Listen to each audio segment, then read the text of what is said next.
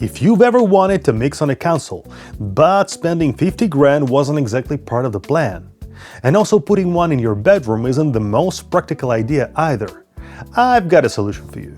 Simple, elegant, and way cheaper. Something like this. I want you to know that this video is not sponsored by SSL. This could have just as easily been some other controller. I think that's important to mention because I don't want this to feel like a sales pitch. I just happen to own an SSL UC1, so that's what we are looking at today. Alright, a lot of beginners, and honestly not only them, don't really understand why they should even bother with any of this, when they've already got PepFilter. I used to get this question from my own students when I was teaching mixing. Something like, why would I need this grandpa-looking thing if I've got ProQ? It's faster, easier, and I can actually see what's happening. And that's actually a completely fair question, especially considering the age gap between me and my students.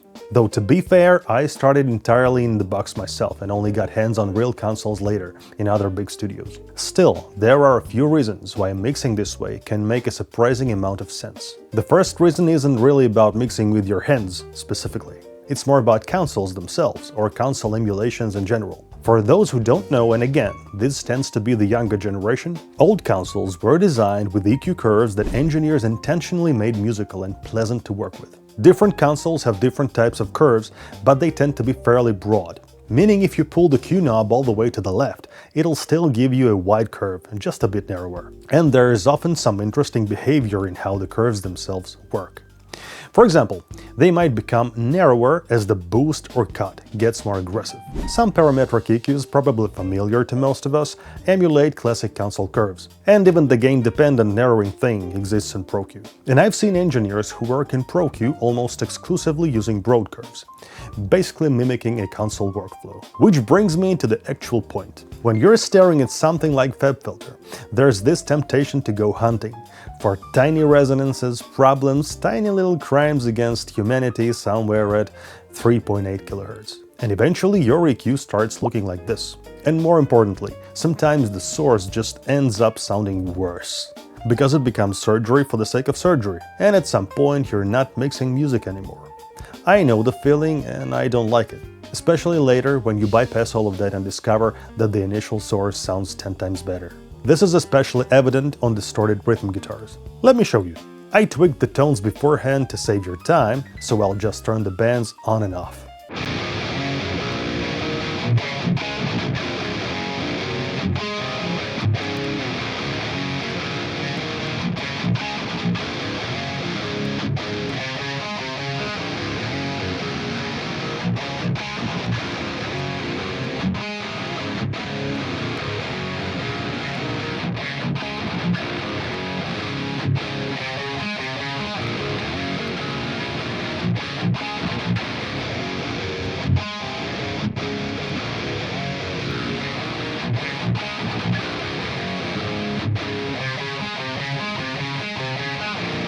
You see, with distorted guitars I can easily end up with something like this. I've fallen into this trap many times, and I still do occasionally. A million notches everywhere, and the result we'll discuss in a minute. Now let's see what I was able to do in a console plugin with my hands.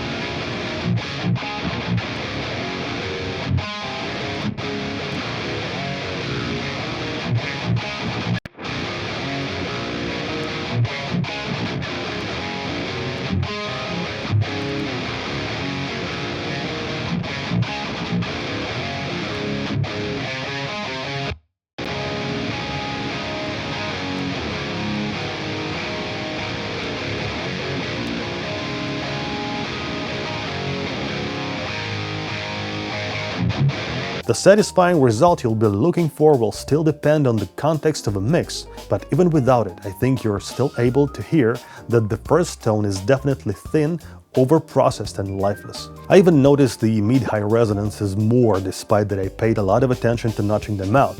Although, as you can hear, it's doubtful if they needed attention in the first place. And over-processing, in my opinion, is one of the worst enemies of mixing rhythm guitars. Let's go back to our beloved Pro Q. Sorry Pro Q, you are taking a bit of a beating today. What do you see when you look at it? Right, way too much. Spectrum, peaks, movement, the pretty graph, things blinking at you. Sometimes that information really helps, and sometimes it just gets in the way. One thing people often say when they start using something like an SSL UC1 is, I would have never boosted that much if I saw the number on the screen. Because seeing plus 15 dB at 10 kHz looks terrifying. You immediately feel like you've committed some kind of an engineering crime. But when you've got just a knob under your hand, the process feels very different.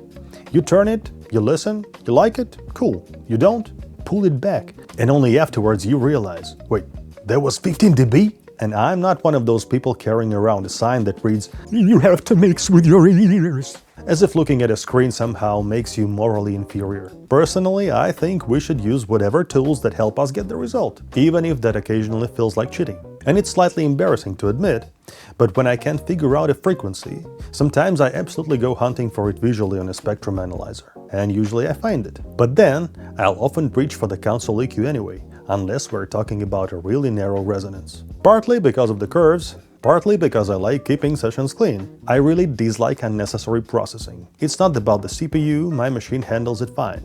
I just hate giant plug-in chains. To me, ridiculously long chains often feel like a sign of messy decision-making. And I like order!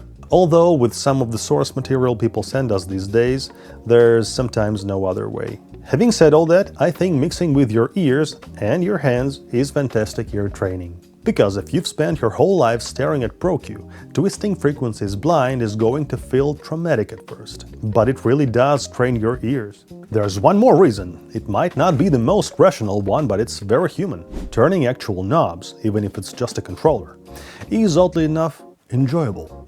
And it feels right. I'd compare it to driving manual.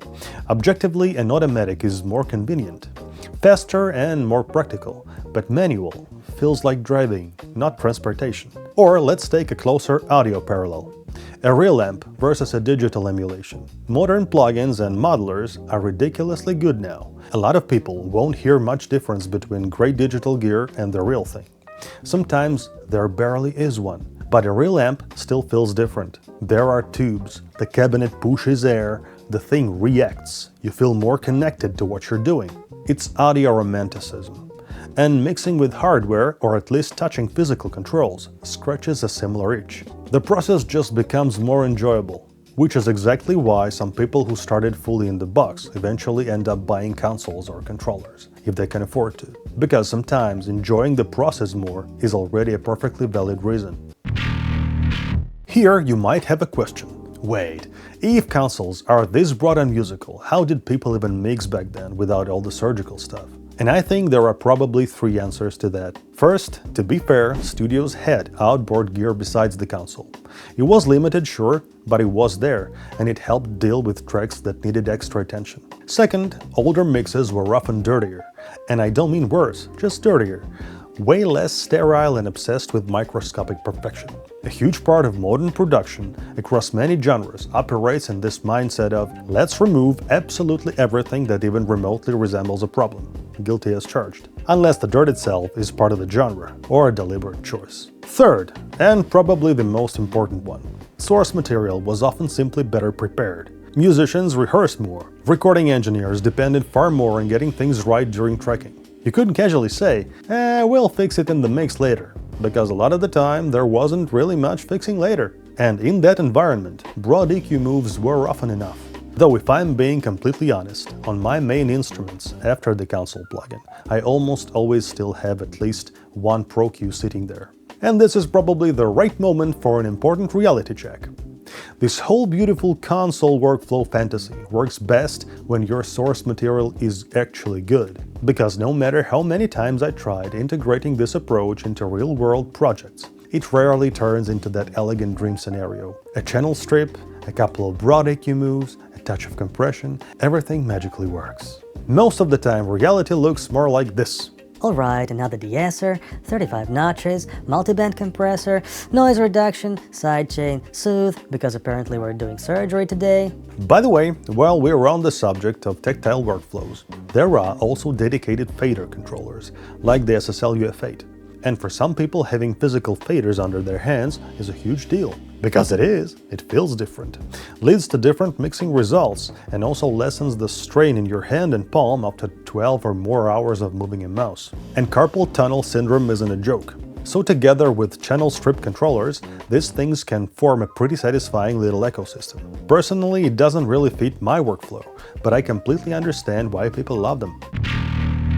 Now let's talk about the UC1 itself for a minute, because there are a few practical things worth knowing up front. The controller comes with 3 plugins: SSL Channel Strip 2, Bus Compressor Native, and SSL 4KB channel.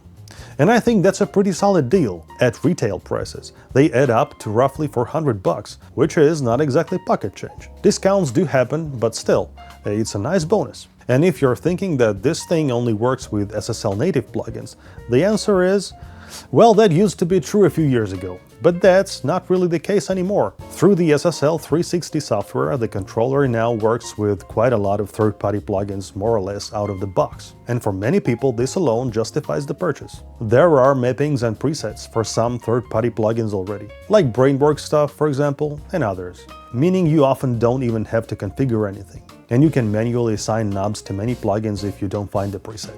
And here's another thing people often ask.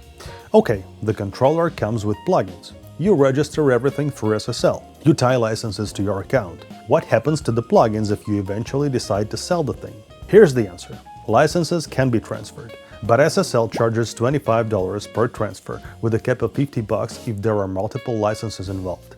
The SSL 4KB channel used to be non-transferable, but according to a support response I got recently, that seems to have changed. And here's a small thing worth knowing. If you already own Strip 2 and the Bus Compressor bundle, say you picked them up on sale at some point, like I did, I'd probably just not register the hardware at all. It's simply more convenient. Your separately purchased plugins will work with the controller regardless. But on the SSL website, the licenses show up as 2 distinct things: purchased and registered with hardware. I made exactly this mistake. I registered the controller, and now if I ever sell it, I'll have to deal with the license transfer process.